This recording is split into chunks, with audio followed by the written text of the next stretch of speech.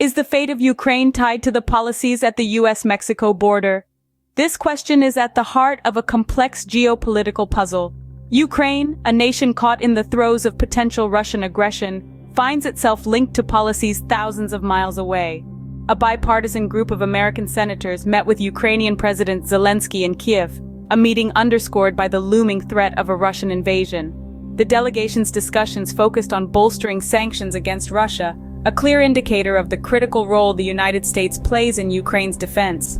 However, the narrative took an unexpected turn when Zelensky visited Washington, D.C. His plea for aid was met with a political impasse. Republican senators held firm, insisting that additional aid to Ukraine was contingent upon stricter measures at the US-Mexico border. A geopolitical crisis intertwined with domestic policy debates.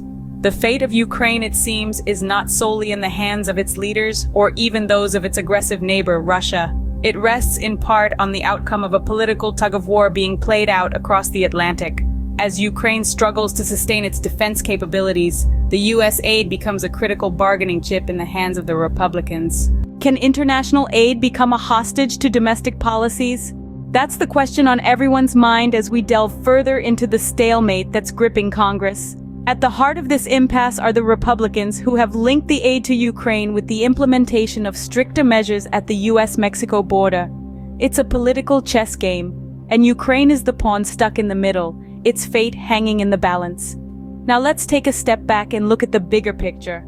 Ukrainian President Volodymyr Zelensky, a man caught in the crossfire of a brutal war of attrition, is pleading for aid. He warns that if Ukraine falls to Russia, the threat posed by Putin will only increase, potentially leading to further aggression towards neighboring countries. But his words are falling on deaf ears, drowned out by the sound of domestic squabbles. So what's the deal with this aid package? Well, it's a hefty one, to the tune of $110 billion proposed by President Biden.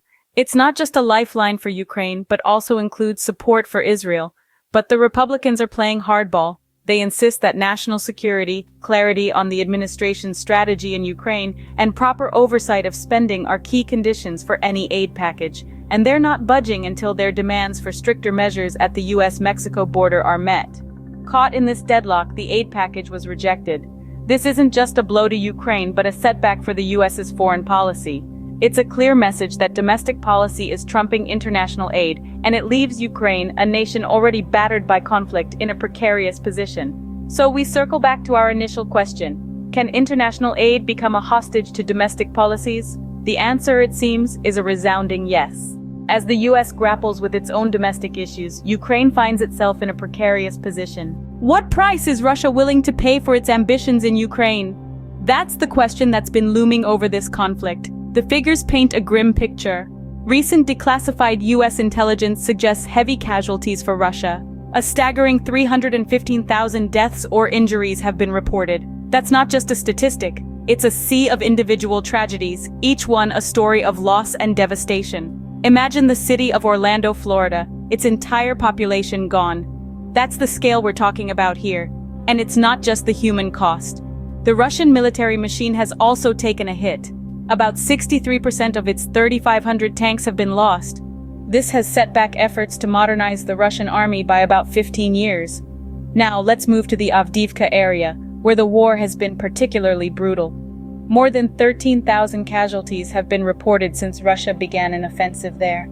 Each one of those casualties is a person with a family, with dreams and hopes, now caught in the crossfire of a conflict they didn't choose.